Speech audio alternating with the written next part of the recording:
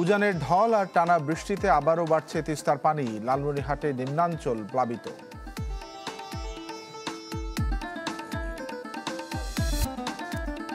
NS রোডে ছাত্র জনতার সাথে সংঘর্ষে জড়ায় পুলিশ। এ সময় সংবাদ সংগ্রহে গিয়ে গুলিবিদ্ধ হন চ্যানেল 24-এর আমাদের সহকর্মী শরীফ বিশ্বাস এবং এসআই সুমন।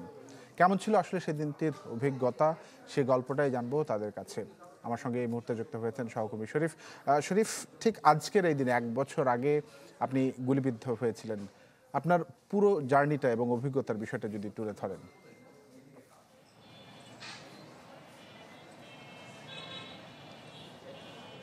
হ্যাঁ তানভীর, আসলে আপনি ঠিকই বলেছেন। আজ থেকে 1 বছর আগে ঠিক আজকের এই দিনে কিন্তু কুষ্টিয়ার ঠিক এই আমার ঠিক পেছনটিতে দেখা যাচ্ছে এটি কিন্তু একটা রণক্ষেত্রে পরিণত হয়েছিল। বিশেষ করে আমরা যদি একটু দেখাই, এটি কিন্তু তানভীর 5 রাস্তার মোড়। একটা প্রান্তে শুধুমাত্র আইন শৃঙ্খলা রক্ষাকারী বাহিনী, পুলিশ এবং বিজিবির কিন্তু অবস্থান ছিল, এবং বাকি যে সড়কগুলো দেখা যাচ্ছে গোটা সড়ক জুড়ে কিন্তু বৈষম্য বিরোধী আন্দোলনের যারা অর্থাৎ ছাত্র জনতা কিন্তু পদচারণার মুখর ছিল এবং তারা বিক্ষুব্ধ হয়ে পড়েছিলেন। এবং যখন পুলিশের এপিসি সহ সাজোয়া যান সহ যখন ছাত্র জনতার ওপর যখন আক্রমণ শানানোর যখন চেষ্টা করছিল, তখন বিক্ষুব্ধ জনতা কিন্তু তারা পুলিশের উপরে কিন্তু মুহুর্মুহু আক্রমণ কিন্তু তারা করেছেন এবং ব্যাপক সংঘর্ষ হয়েছে। শুধু এই 5 রাস্তার মোড় না তানভীর, আমরা যেটি দেখেছি চৌড়হাস মোড় থেকে শুরু করে মজমপুর রেলগেট, 5 রাস্তার মোড়, শহরের থানার মোড় যেটি বলা হয় 4 রাস্তার মোড়, 6 রাস্তার মোড়, গোটা শহর কিন্তু লোকে লোকারণ্য হয়ে পড়ছে। অর্থাৎ আমজনতা সর্বোচ্চ ছাত্র থেকে শুরু বিভিন্ন শিক্ষা প্রতিষ্ঠানের, সরকারি বেসরকারি শিক্ষা প্রতিষ্ঠানের শিক্ষার্থীরাও কিন্তু এই আন্দোলনে সামিল হয়েছিলেন। আর এই সংবাদ কাভারেজ করতে গিয়ে আমরা বিশেষ করে আমি এবং আমার ক্যামেরা পার্সন এসআই সুমন কিন্তু গুলিবিদ্ধ হয়েছিলেন। যখন আমার ঠিক অফিস কিন্তু এখানে তানভীর এর পাশেই, সেখান থেকে অফিস থেকে যখন সকালের নিউজগুলো অর্থাৎ ফুটেজগুলো যখন অফিসে সরবরাহ শেষে নতুন করে যখন সংঘর্ষের সংবাদ শুনলাম, তখন কিন্তু এই 5 রাস্তার মোড়েই পুলিশের সাথে আমজনতা অর্থাৎ ছাত্র জনতার ব্যাপক সংঘর্ষ হয় এবং সংঘর্ষে সেই সংবাদ কাভার করতে গিয়ে আমি গুলিবিদ্ধ হই। এবং আমার সাথে ছিলেন এসআই সুমন। যদিও অফিস থেকে বলা হচ্ছিল তানভীর যে সর্বোচ্চ সতর্কতা অবলম্বন করেই যেন আমরা আমাদের কাজ করি, যেটি আপনারা তানভীর আমাদেরকে বলে থাকেন আগে জীবন তারপরে অন্য কিছু। তারপরেও কিন্তু আমরা সেই জীবন বাজি রেখে আমরা আন্দোলনের সেই ভয়াবহ চিত্রের সংবাদ আমরা উপস্থাপন করেছিলাম বা তুলে ধরার চেষ্টা করেছিলাম। সেই দিন ট্রাফিক অফিস জ্বালিয়ে দেওয়া হয়েছিল, বিশেষ করে আওয়ামী লীগের অফিস জ্বালিয়ে দেওয়া হয়েছিল, ভাঙচুর করা হয়েছিল এবং বিভিন্ন প্রতিষ্ঠানে কিন্তু হামলা এবং ভাঙচুর করা হয়েছিল। আমরা ছোট্ট করে সেদিনের একটু কথা জানতে চাইবো।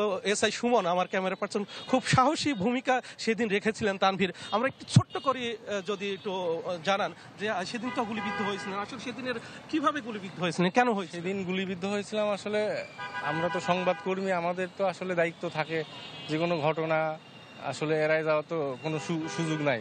তো আমার দায়িত্ব পালন করার ক্ষেত্রেই আমি ওই সময় সংবাদ কাভারেজ করতে গিয়ে আমার হচ্ছে যে পুলিশের ছোড়া গুলি আমার হচ্ছে যে মাথা সহ আমার ঘাড়ে পিঠে লাগে।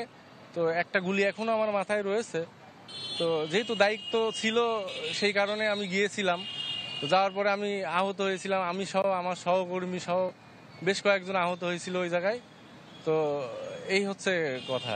ধন্যবাদ তানভীর। আসলে এসআই সুমন সেদিক দুঃসাহসিক একটা ভূমিকা তার ছিল এবং বিশেষ করে যখন দুই গ্রুপ পুলিশ এবং ছাত্র জনতা যখন মুখোমুখি, তখন কিন্তু আমি এবং আমার ক্যামেরা পার্সন এসআই সুমন কিন্তু গিয়েছিলাম সেই তথ্য সংগ্রহ করতে, এবং তথ্য সংগ্রহ করতে গিয়েই কিন্তু আমরা বুলেট বিদ্ধ হয়েছিলাম এবং আমি এবং সুমন সহ কুষ্টিয়ার আরও বেশ কয়েকজন গণমাধ্যম কর্মীও কিন্তু সেদিন আহত হয়েছিলেন।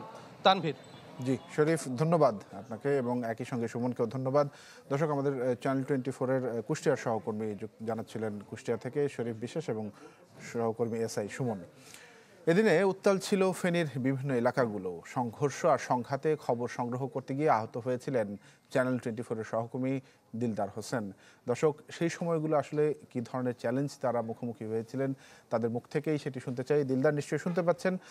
ঠিক 1 বছর আগের এই দিনটিতে আসলে কীরকম পরিস্থিতি ছিল, আপনি আহত হয়েছিলেন, সব মিলে আপনার অভিজ্ঞতার কথাটি শুনতে চাই। আপনি যেমনটি বলছেন, ফেনীতে ছিল সবচেয়ে ভয়াবহ অবস্থা, যেটি ফেনীর মহিপাল। 9 জন যোদ্ধা নিহত হয়েছেন ওই দিন, আর প্রায় 5 শতাধিক আহত হয়েছেন। ওই দিন আমার অফিসটাই ছিল ওই ফেনী শহরের পাঁচগাছিয়া সড়কে, শহীদ শহীদুল্লাহ কায়সার সড়কে। আমি অফিসে থাকা অবস্থায় যখন দেখতে পেলাম যে আওয়ামী লীগ, ছাত্রলীগ, যুবলীগ তৎকালীন এ সকল নেতাকর্মীরা হাতে করে তারা বিভিন্ন দেশি বিদেশি এবং ভারী অস্ত্র নিয়ে মহিপালের দিকে যাচ্ছেন, তখন আমি আমার ক্যামেরা পার্সন এবং আমার আরেক সহকারী ছিলেন আনন্দ টিভির, উনি সহ আমরা মহিপালের দিকে রওনা হলাম।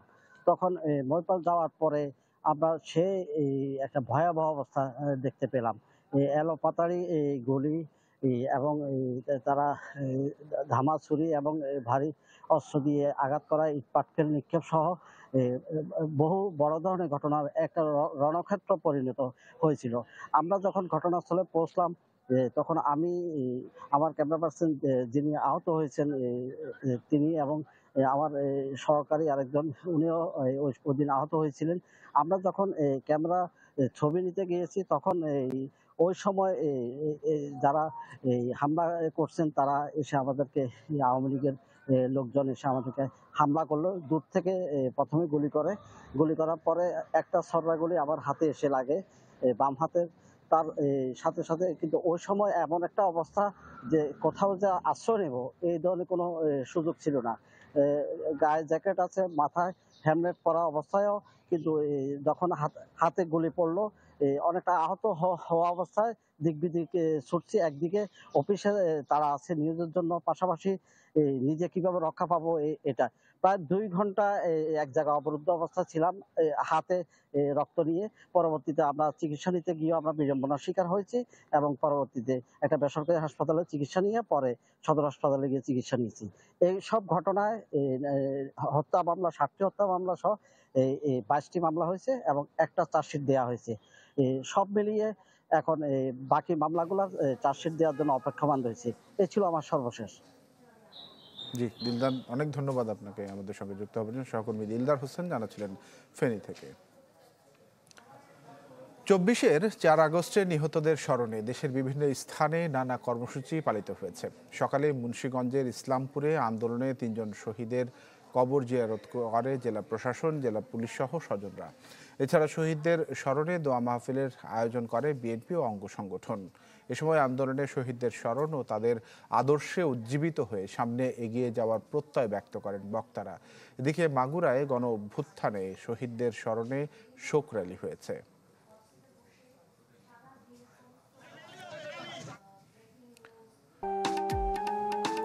বিরতি পর আবারও স্বাগত। আপনারা দেখছেন Nasir float glass industries limited, দেশ 24। উজানের ঢল এবং টানা বৃষ্টিতে আবারও বাড়ছে তিস্তার পানি। এতে প্লাবিত হয়েছে নিচু এলাকা। খুলে দেওয়া হয়েছে তিস্তা ব্যারেজের 44টি জলকপাট। ভারী বৃষ্টি হলে নদ নদীর পানি বিপদসীমার উপর দিয়ে বইতে পারে বলে জানিয়েছে পানি উন্নয়ন বোর্ড, আর এতে বন্যা আরও দীর্ঘস্থায়ী হবার শঙ্কা রয়েছে।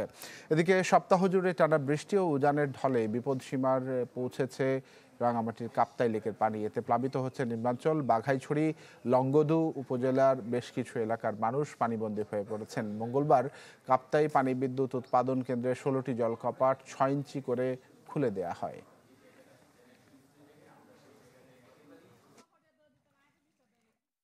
সবার ঘর বাড়ি ডুবে গেছে, কেউ রান্না করে খাইতে পারতেছে না। আবার এখানে আমাদের কোনো শুকনো খাবারের কোনো ব্যবস্থা করতেছে না। পশু পাখি নিয়ে খুব একটা ঝামেলায় আছি আমরা, এবং আমাদের পানির কারণে কাজ কামে যাইতে পারতেছি না। আমাদের ছেলে মেয়ে ছোট ছোট বাচ্চা কাচ্চাদের নিয়ে আমরা আসলে খুব ঝামেলায় আছি। আমাদের এই ভোগান্তিটা কে দেখবে ভাই? দর্শক, সংবাদে যেমনটি বলছিলাম, তিস্তা ব্যারেজের জলকপাটগুলো খুলে দেওয়া হয়েছে। এই বিষয়ে বিস্তারিত জানবো। লালমনিরহাট থেকে যুক্ত হয়েছেন সহকর্মী মাহফুজ বকুল। বকুল, সার্বিক অবস্থা সম্বন্ধে জানাবেন।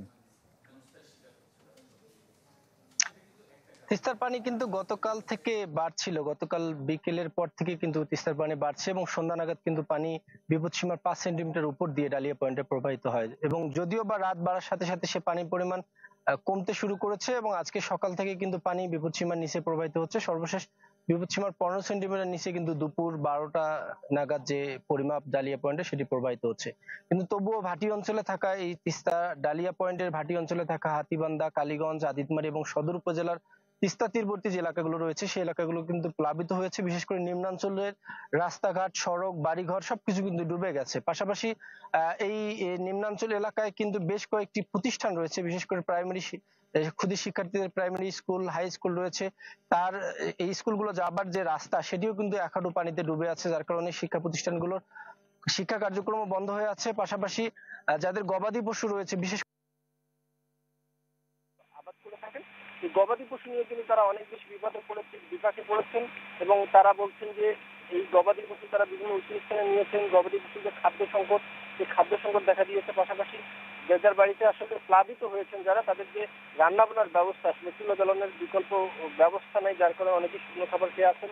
আমরা যে বেড়িবাঁধ একটু আগে পার হচ্ছিলাম, এখানে রয়েছে সেই ইস্তারবাদেও আমরা দুই পাশে দেখলাম যে মানুষজন নিজ এলাকা থেকে যাদের বাড়িতে পানি উঠেছে তারা কিন্তু এসে ইস্তারবাদে অপেক্ষা করছেন, নানানজন নানান অলস সময় কাটাচ্ছেন। এবং আর কিছু তথ্য দিয়ে জেলা প্রশাসনের সাথে কথা হয়েছে, তারা যেটি বলছেন যে তারা তালিকা করছেন। গত যে বন্যা চলে গেল গত পরশুদিন, সে তালিকা করে তারা সাহায্য প্রদান করেছেন, কিন্তু আবারও তালিকা করছেন। তালিকা করা শেষ হলে হয়তো বা সাহায্য করবেন। পাশাপাশি পানি উন্নয়ন বোর্ড বলছে আসলে পানিটা কমতে শুরু করলে তখন ভাঙন শুরু হবে, তখন তারা প্রস্তুত রয়েছেন পানি উন্নয়ন বোর্ড। সব মিলিয়ে ছিল লালমিয়ার থেকে। বকুল, ধন্যবাদ আপনাকে আমাদের সঙ্গে যুক্ত হওয়ার জন্য। মাহফুজ বকুল জানাচ্ছিলেন লালমনিরহাট থেকে। সাবেক সেনাপ্রধান হারুনুর রশিদ চট্টগ্রামে মারা গেছেন। দুপুরে চট্টগ্রাম ক্লাবের একটি কক্ষে তার মরদেহ পাওয়া যায়। একটি মামলার কাজে গতকাল তিনি চট্টগ্রামে গিয়েছিলেন, এরপর উঠেন চট্টগ্রাম ক্লাবে। রাতে ঘুমানোর পর আজ দুপুর পর্যন্ত তিনি বের না হওয়ায় অনেক ডাকাডাকির পরও সাড়া না পেয়ে দরজা ভেঙে তাকে মৃত পড়ে থাকতে দেখেন স্টাফরা। এরপর খবর দেওয়া হয় পুলিশকে। তিনি কিভাবে মারা গেলেন তা এখনো পর্যন্ত নিশ্চিত হওয়া যায়নি। হারুনুর রশিদ ছিলেন বীর মুক্তিযোদ্ধা, সেনাপ্রধান ছাড়াও ছিলেন রাষ্ট্রদূত।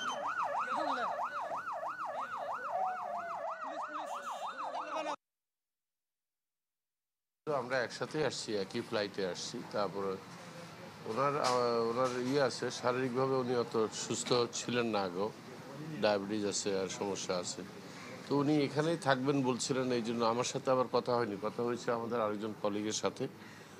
তো এখন বুঝতেছি না, মানে এখান পর্যন্ত উনি অসুস্থ হন নাই, সুস্থই ছিলেন। মনে হচ্ছে দেখে যে আসলে স্ট্রোকের তো আসলে যে কোনো মুহূর্তে যে কোনো মানুষ পাশে বসে থাকলেও দেখা যায় যে সে অনেকে জানতেও পারে না যে সে একটা পেশেন্ট চলে গেল। এটা স্ট্রোক। হ্যাঁ, স্ট্রোক ছাড়া আর কি হবে, এটা স্ট্রোক ছাড়া। কুষ্টিয়ায় ইসলামী বিশ্ববিদ্যালয়ের শিক্ষার্থী সাজিদ আব্দুল্লাহ হত্যার বিচার দাবিতে বিক্ষোভ মিছিল ও অবস্থান কর্মসূচি পালন করেছেন শিক্ষার্থীরা। সকালে ইসলামী বিশ্ববিদ্যালয়ের বটতলা থেকে বিক্ষোভ মিছিলটি বের করা হয়। বিভিন্ন সড়ক ঘুরে প্রশাসন ভবনের সামনে অবস্থান নেন শিক্ষার্থীরা। দাবি জানান সাজিদ হত্যায় জড়িতদের দ্রুত গ্রেফতার এবং দৃষ্টান্তমূলক শাস্তির। একই দাবিতে মানববন্ধন করেছে রাজশাহী বিশ্ববিদ্যালয়ের শিক্ষার্থীরা। অভিযোগ করেন সাজিদকে পরিকল্পিতভাবে হত্যা করা হয়েছে। ইবি প্রশাসন সুষ্ঠু তদন্তে ব্যর্থ হলে আরও কঠোর আন্দোলনের হুঁশিয়ারি দেন তারা। গত 17 জুলাই বিশ্ববিদ্যালয়ের পুকুর থেকে শিক্ষার্থী সাজিদের ভাসমান মরদেহ উদ্ধার করা হয়।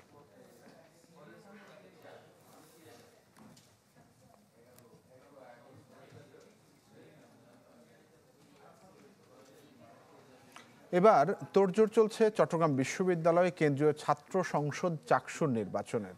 দীর্ঘ 3.5 দশক পর আগামী সেপ্টেম্বরেই এই নির্বাচন করতে চায় বিশ্ববিদ্যালয় কর্তৃপক্ষ। আর এজন্য এরই মধ্যে চূড়ান্ত হয়েছে চাকসুর গঠনতন্ত্র।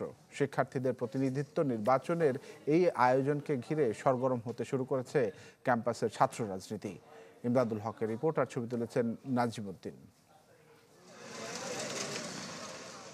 চট্টগ্রাম বিশ্ববিদ্যালয় কেন্দ্রীয় ছাত্র সংসদ বা চাকসু ভবন। নির্বাচিত প্রতিনিধি নেই, তাই নিয়মিত কর্মকাণ্ডে স্থবিরতার পাশাপাশি এই ভবনও যেন নিষ্প্রাণ আর বিবর্ণ। সবশেষ 1990 সালে নির্বাচন হয় চাকসুর। এরপর দফায় দফায় দাবি দেওয়া আর নানা কর্মসূচিতেও হয়নি নির্বাচন। শিক্ষার্থীরা বলছেন, নির্বাচিত ছাত্র প্রতিনিধি না থাকায় দীর্ঘ 3.5 দশক ধরেই রুদ্ধ অধিকার আদায়ের পথ। অনেক সময় ধরে নির্বাচন হয় না, আমাদের স্টুডেন্টের যেটা প্রত্যাশা ওটা যথাযথভাবে আমরা পূরণ করতে পারি নাই। অনেক ধরনের সমস্যা এখানে আমাদের অলরেডি ফেস করা লাগতেছে। তো আমাদের যদি একটা প্রতিনিধি হতো তাহলে হয়তো আমাদের জন্য আরো সুবিধা হতো। তো আমরা চাই চাকসু নির্বাচনের মাধ্যমে আমরা জনপ্রতিনিধি পাবো। আমরা আমাদের স্টুডেন্টের যত দাবি আছে এগুলো খুব সুন্দরভাবে হ্যান্ডেল করুক, এটাই আমরা চাই। বিশ্ববিদ্যালয়ের বিভিন্ন ছাত্র সংগঠনও দাবি জানিয়ে আসছে দ্রুত চাকসু নির্বাচনের। এমন প্রেক্ষাপটে গত 1 আগস্ট সিন্ডিকেট সভায় চাকসুর গঠনতন্ত্র অনুমোদন হয়। চাকসু নিয়ে আলোচনায় এখন নির্বাচন নিয়ে প্রস্তুতির পাশাপাশি আছে গঠনতন্ত্র নিয়ে সমালোচনাও। সেখানে এমফিল ও পিএইচডিরত ছাত্রদের নির্বাচনে অংশগ্রহণ নেওয়ার সুযোগ দেখানো হয়েছে এবং সেই সাথে 30 বছর বয়সসীমা ধরা হয়েছে, যা মূলত একটা নির্দিষ্ট সংগঠনের সুবিধা দেওয়ার জন্য করা হয়েছে। রাজনীতির মাধ্যমে ছাত্র সমাজ যে তাদের অধিকারগুলো বুঝে পাচ্ছে এবং আরও একটা অধিকার, তাদের গণতান্ত্রিক অধিকার, ভোট প্রদানের অধিকার এবং তাদের অধিকারগুলোকে আদায় করার জন্য একটা স্বীকৃত প্রতিষ্ঠান থাকবে, সেই প্রতিষ্ঠানটা যেন কার্যকর হয় সেটা আমরা প্রত্যাশা করি। আমরা যে অগ্রগতি প্রত্যাশা করছি সে আশানুরূপ আমরা অগ্রগতি দেখছি না। আমরা প্রত্যাশা করি প্রশাসন সেপ্টেম্বরের শুরুর দিকেই আমাদের নির্বাচনটা কার্যকর করবে। দেরিতে হলেও চাকসু নির্বাচন আয়োজনে এখন অনেকটা জোরে সোরে নেমেছে বিশ্ববিদ্যালয় কর্তৃপক্ষ। এজন্য গঠন করা হয়েছে নির্বাচন পরিচালনা কমিটি। আগামী সেপ্টেম্বরের মধ্যে চাকসু নির্বাচন আয়োজনের কথা জানিয়েছেন উপাচার্য। এখন সামনে এগোনোর পালা। তো এখন আমরা এই যে চাকসু নির্বাচন পরিচালনা করার জন্য একটা কমিটি করা আছে, আমরা একটা রোড ম্যাপের মতো দিয়ে দেব, যে আমরা চেষ্টা করছি সেপ্টেম্বরের মধ্যে আমরা হয়তো সেটা করতে পারবো। চাকসুর পাশাপাশি একই দিন বিভিন্ন হল সংসদ নির্বাচনের কথাও বলছে বিশ্ববিদ্যালয় কর্তৃপক্ষ। ইমদাদুল হক, চ্যানেল 24, চট্টগ্রাম। আপনারা দেখছেন Nasir floor glass industries limited, দেশ 24। আরও একটা বিরতি নিচ্ছি, ফিরে আসছে একটু পরেই, সঙ্গেই থাকুন।